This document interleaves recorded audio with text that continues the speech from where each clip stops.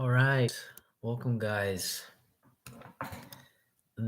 I believe that this is going to be an interesting conversation to have with you guys about my idea for the very foundations of an Islamic psychoanalysis.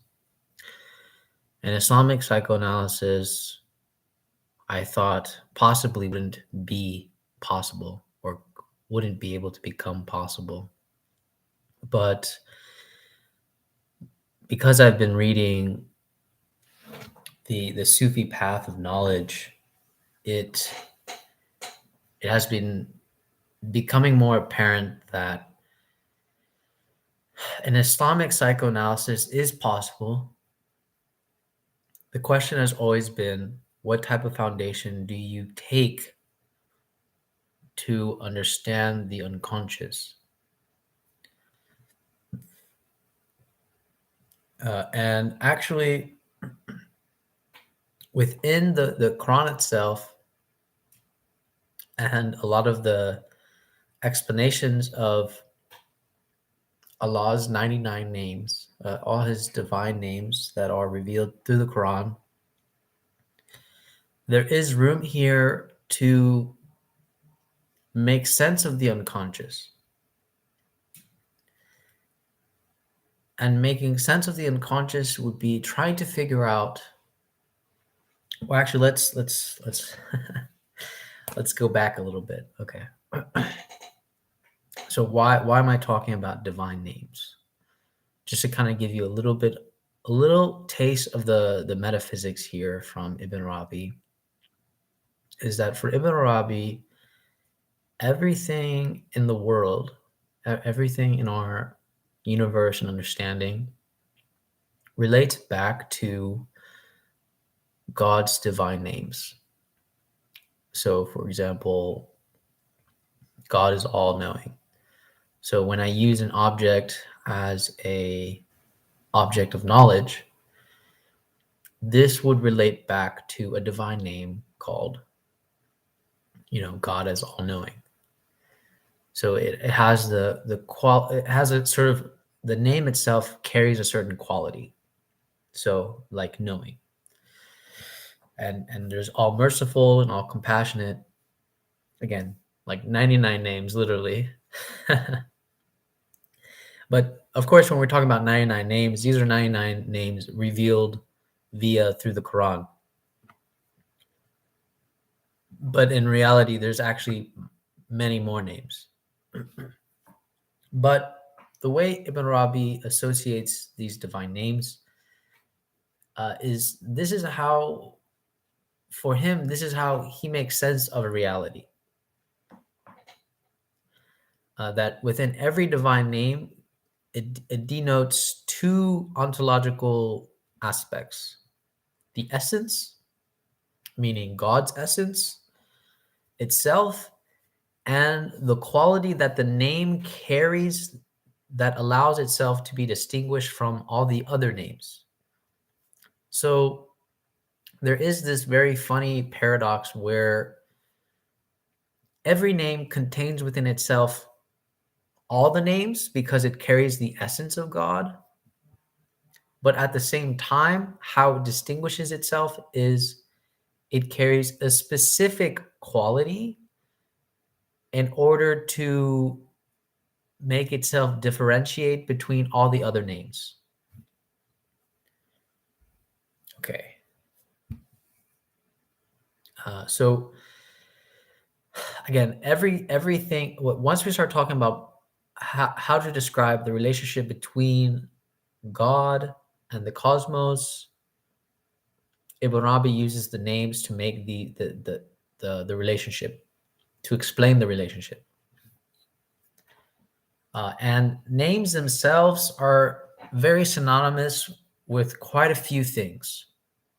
One, they're synonymous as relationship, as the word relationship. They're synonymous as the word root. They are synonymous with the words support. They are synonymous with the words attribute and quality. So There's lots of things that, depending on how you place the divine name in its context, it can take on a certain aspect. And basically, again, to kind of clarify further, these divine names are what bridge us from the phenomenal world to the non-phenomenal. Okay. And the whole point that Ibn Arabi is trying to make is, if we trace back a name to its root, we find the divine name, and then we encounter in some aspect the essence of God, but in its particularity because of the divine name. Essentially, no one can know the essence of God at all, because only God knows God. So this is the little crash course on understanding the divine names. But so I'm pretty sure some of you are like, okay, so how does this relate to an Islamic psychoanalysis? Okay, well, this is where we begin. We begin with the divine names to explain the unconscious. And I got this idea from reading one of the passages in my reading group, which I will read. I will read to you guys, and we'll just talk about it. And I'll tell you how I started thinking about this specific passage. And so the context is that there is this famous Sufi called Abu Yasid Bastani. And here's what happens to him. So Abu Yasid heard a Quran reciter reciting the verse, "On the day when we shall muster the God-fearing to the All-Merciful in droves." He wept until his tears drummed upon the pulpit. It is also said that the blood flowed from his eyes until it struck the pulpit. He cried out, saying, "How strange! Where will he who is sitting with him be mustered?" And then Ibn Arabi goes, "When it came around to our time, I was asked about that. I replied, there is nothing strange except the words of Abu Yasid. You should know that the reason for this is that the God-fearing servant is sitting with the overbearing Al-Jabbar. So he fears his chastisement. But the name All-Merciful has no chastisement in respect of its being the All-Merciful, since the All-Merciful bestows mildness, gentleness, pardon, and forgiveness. Therefore, the God-fearing servant is mustered to it from the name Overbearing, which bestows chastisement and awe, and which sits with the God-fearing servant in this world in respect to the fact that he has fear of him." So, essentially, the way I understand this passage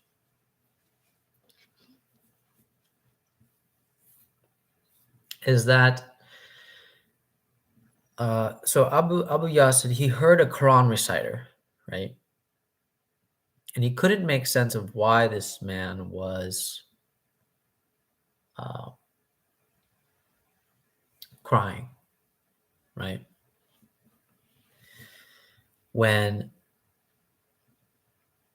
it's talking, the Quranic verse itself is representing is making reference to God's name as the All Merciful. And Ibn Arabi already breaks it down, saying the name All Merciful uh, brings forth to you mildness and kindness within the individual.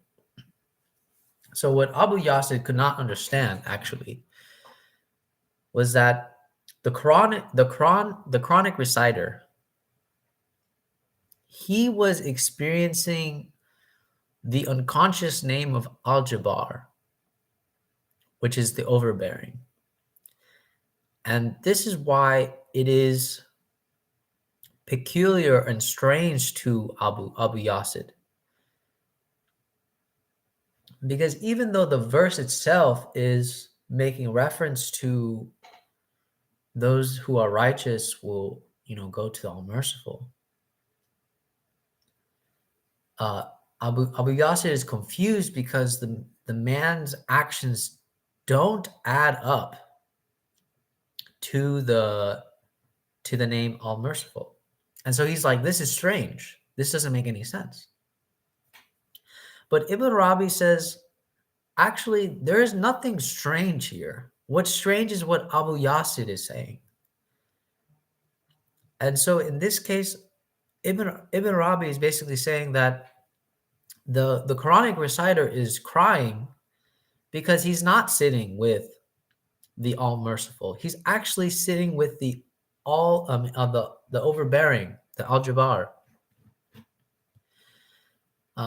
And what is happening is that the unconscious is actually acting out in this very moment. But Ibn Arabi notices this and he says, look, there's nothing strange about this, because if you have the wisdom to differentiate between the names, then you can see that the way this man is behaving is not towards the all-merciful, but actually acting from sitting with al-Jabbar, the overbearing. But ironically, it's also this name that brings the Quranic reciter to the all-merciful. Now remember, this goes back to me saying that every divine name contains within it all the divine names, because there's an aspect of the divine name that carries the essence of God. But overall, they have a quality that distinguishes them from every other divine name. Now, this passage may not be perfect to understand the unconscious here, because there's always room to kind of, dismiss what I'm saying. But it gave me enough a creative push to think, actually, there is room here to make sense of unconscious actions by using and going back to the root of the divine names. So, for example, it would be something like this, right? If I am acting out something consciously, every time I do something consciously, I'm acting out something unconsciously. Okay.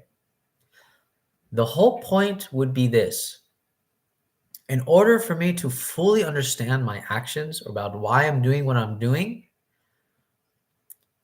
an Islamic psychoanalysis would be to actually trace back which name you are currently sitting with, which name you are facing, right?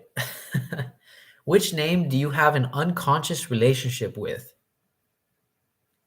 And this would actually make sense of the actions that the individual is doing unconsciously. And I think the Quranic reciter is such a good example, because Abu Yasir, when he's talking about the guy, he's like, this doesn't make any sense. But Ibn Arabi has the judgment to discern and say, look, actually it makes perfect sense, because he is not being connected to the all-merciful as of yet. He's actually sitting with al-Jabbar, the overbearing. But again, it's the same overbearing that will eventually bring the Quranic reciter to the all-merciful. And I found this a very fascinating foundation to begin a psychoanalysis, an Islamic psychoanalysis. And the names themselves would be the very foundations for this, to make sense of almost every unconscious act.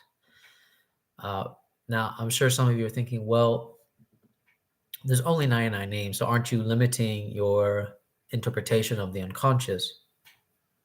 Well, actually, the 99 names are those revealed aspects. But remember when I said previously that there's actually names that are not revealed, that as the psychoanalyst, you would have to try to figure out which name is the patient having an interaction with. And that's really the whole point of what I'm trying to bring forth here. The patient will need, and I think having the divine names as a foundation allows for a very true Islamic foundation for psychoanalysis for a Muslim. And that actually the Quran itself would be the very source of one of the very primary sources to understand the person's unconscious. Because there's a passage in the Sufi path of knowledge. There's a passage where every surah, which is almost every section of the Quran, there are passages where it doesn't say explicitly a divine name, but it alludes to a divine name that isn't really explicitly revealed. So here, using the Quran as the sort of primary source, as the interpretation of rooting back to the divine names, or I would say the Quran would be the very aid, the source of being able to help the psychoanalyst find the divine root in the Muslim unconscious to bring forth the actual name that they are sitting with in the unconscious. And of course, what's fascinating about doing it in this way is that we are actually staying true to Ibn Arabi's notion of becoming a perfect man. That the whole point of becoming a perfect man is to actualize the names. And in Islamic psychoanalysis would be to help the patient aid himself in actualizing the divine names. And so it's a completely different process from, an Islamic psychoanalyst wouldn't be interested in, I just want to stop doing this act so I can just get back to work. This would, again, it would have the same strong foundations of psychoanalysis in terms of this is a lifelong process. There's always going to be something that you would have to actualize in order to become a more integrated human being. And once you become a more integrated human being, you become actually a real human being, according to Ibn Arabi. Like, you're striving for the idea of a perfect man. And it's fascinating because the very motto for, well, I'm not going to say the motto, but like the very understanding of the unconscious is from the very beginning, the Fatiha. It's called the opening, but it's also called the mother of the Quran, because it says that the Fatiha basically contains the whole meaning of the Quran. And it's called the opening. So if you have like a Quran in English, it'll be called the opening. So the opening itself has the entire meaning of the Quran, and this is referenced by certain hadiths. And what's fascinating about the Fatiha is that it's also called the cure. And this can also explain some of the aspects of the unconscious. And the reason why it explains some of the aspects of the unconscious is that, one, there's a specific verse that says God is the master of judgment. Okay. Now, if we break down what judgment actually is in the etymology of it, is that it also makes reference to diagnosis. So that would mean that actually, in order to be an Islamic psychoanalyst, you would have to have made some type of actualization towards the name, towards the divine name, Master of Judgment, right? Uh, in order for you to help make a diagnosis, make a type of judgment. And what's fascinating about this is that the Fatiha then goes down all the way to the end, and it says, guide us to the straight path. So it says, Master of Judgment, let's just say Master of Diagnosis, guide us to the straight path, right? And then it says, basically, I'll read it here. The path of those whom thou hast blessed, not of those who incur wrath, nor of those who are astray. Okay, and that's the end of the Fatiha. But here you can understand that the unconscious can go astray, and that the whole point of the Fatiha is that we redirect ourselves consciously to the straight path, and that an Islamic psychoanalyst job would be to sort of participate through God's help and knowledge to help the patient, because all of our interactions with human beings would always be via through each other. But again, if you're a Muslim, you would say that in reality this is always God kind of making emanating his actions through us. Okay, so the psychoanalyst, the Islamic psychoanalyst, would understand that to make sense of the unconscious is to really look at the problem of the unconscious is already there in the Fatiha. And it's fascinating because it says Master of Judgment and then guide us to the straight path, right? So if we break down the word judgment, it says Master, we could say Master of Diagnosis, guide us to the straight path, right? That as human beings, we're already lost in the darkness of our unconscious, and that we in fact would have to actualize and differentiate the names within ourselves in order to continue this along the path. And I think here what I've just talked about is that this is the foundations for an Islamic psychoanalysis. I mean, for me, this is amazing because, one, Islam itself has always taken dreams seriously. The only thing about dreams is that I think there's a hadith that says, or actually, you know what? This is in the Quran itself.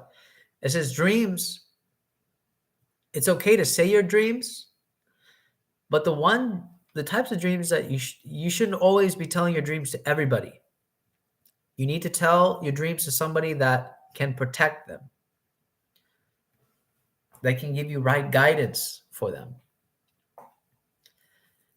So that's what's fascinating, and is that Islamic psychoanalysis would actually embrace the idea of interpreting dreams. And again, it would actually be fascinating to, because I think there's hadith that says that you should never talk about a bad dream. You should never talk about a bad dream, which is interesting. But I'm curious about how that would actually function, which is something that I'm still thinking through. But anyways, by staying true to the Islamic understanding, I think here we already have perfectly at hand the foundations for an Islamic psychoanalysis. For those that want a a spiritual and a spiritual aspect of staying true to their faith, and at the same time something that will, a process that will try to attempt to integrate the psychic elements that have not been integrated into consciousness, into awareness, and the method that we can use to do that and use to diagnose that is, as the Islamic psychoanalyst, to trace back the divine names, whether revealed or not revealed. And yeah, that's basically my explication of this. Now, just to kind of go to another side note, I know I said God as a rival. A side note for, because I've been thinking about this, is that there's a famous Quranic verse that I love, and it actually says something along the lines of praise God until you have certainty. So this, just taking this verse alone, you would understand that actually God as a point of departure is probably more harmful than God as a point of arrival.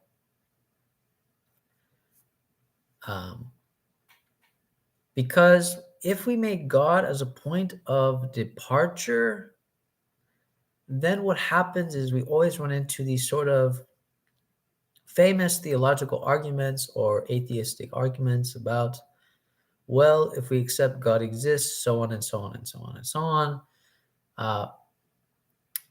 But again, this aspect is sort of half fulfilled. And the reason why this is half fulfilled is that if we look at the Quranic verse, it entails a sort of ontological condition that you must meet in order to know. And you could say that everybody discussing, everybody having some type of theological argument haven't done what I would call the pragmatic test, meaning that you would have to praise God to such a degree that you would know. And this is sort of the ironic thing about this side note that I'm bringing up here, is that instead of trying to prove God, you're kind of wasting time. You know, you're kind of not really doing, you're just, it's really more, it's kind of like a boy. It's kind of like a group of boys debating about what sex is when none of them have had sex before. That's essentially what it comes down to, is that even believers, they have not even passed the ontological test of reaching certitude through praise. They haven't. Because if they did, they wouldn't even have these theological arguments in the first place.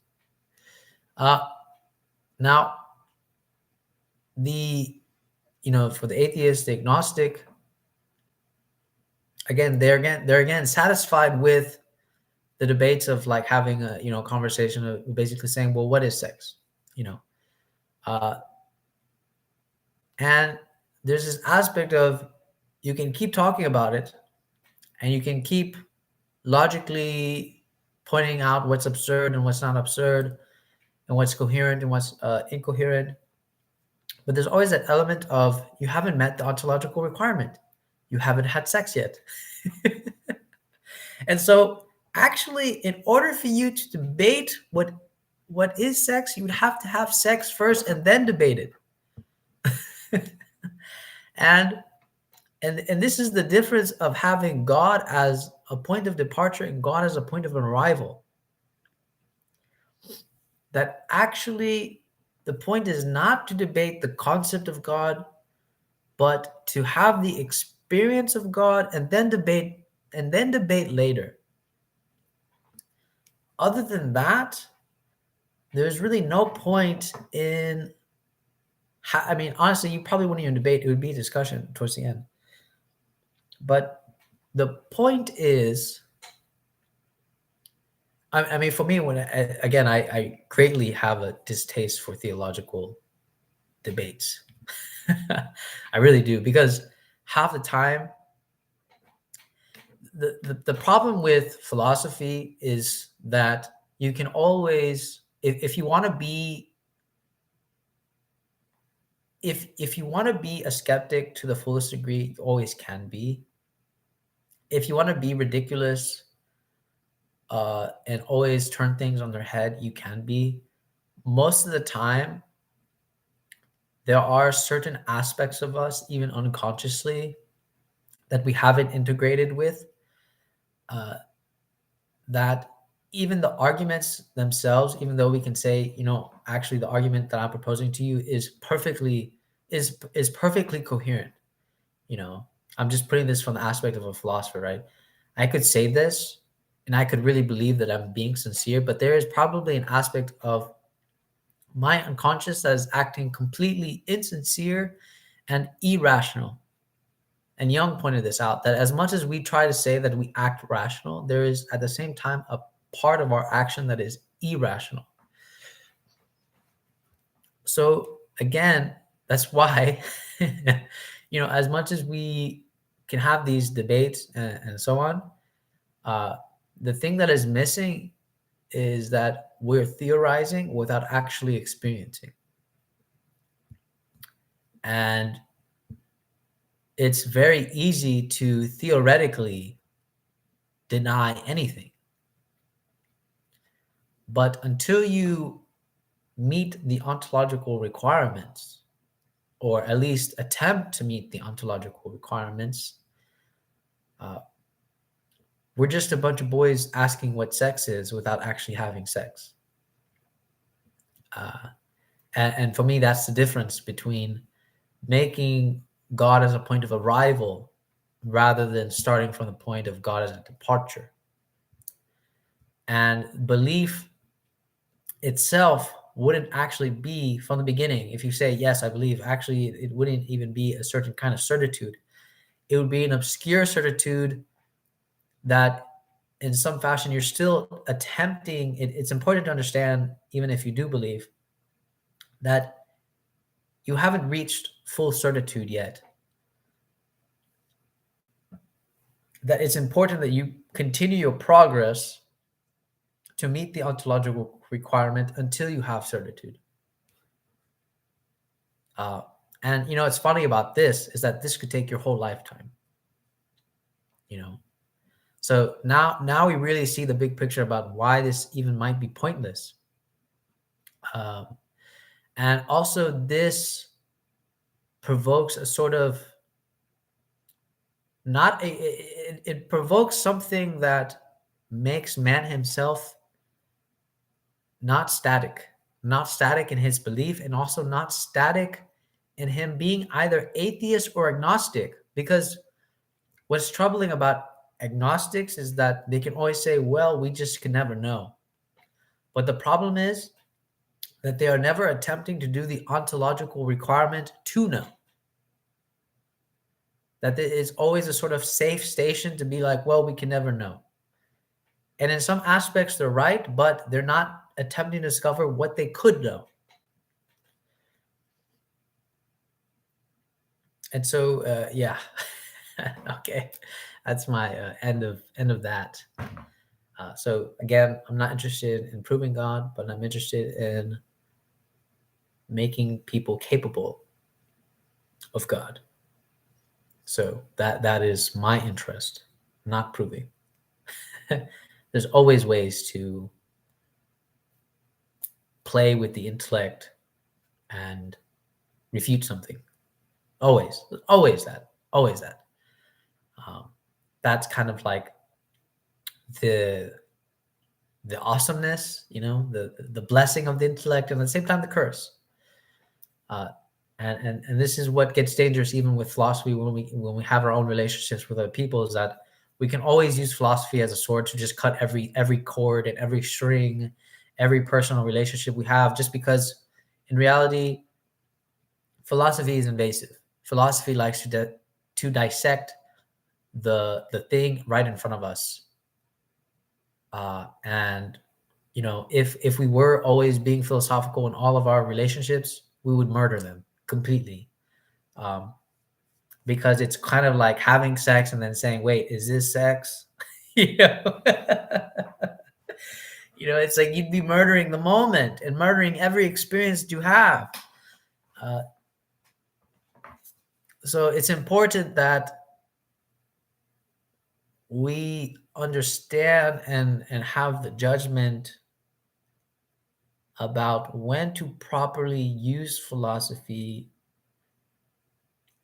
in aspects of our lives, and certain moments of judgment.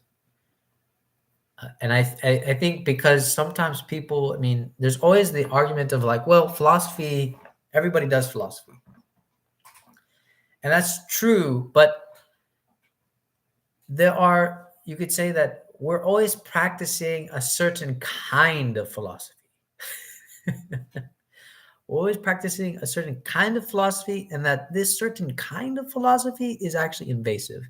And see, the thing about philosophy, again, is that there's always a way to dismiss something else, right? You could like I had just put out my argument now, right? Even though I'm talking about, okay, we need to do the pragmatic test, someone would say, well, that's a philosophy. Well, that's da da da da. Again, there's always a way to sort of dismiss the point of the message.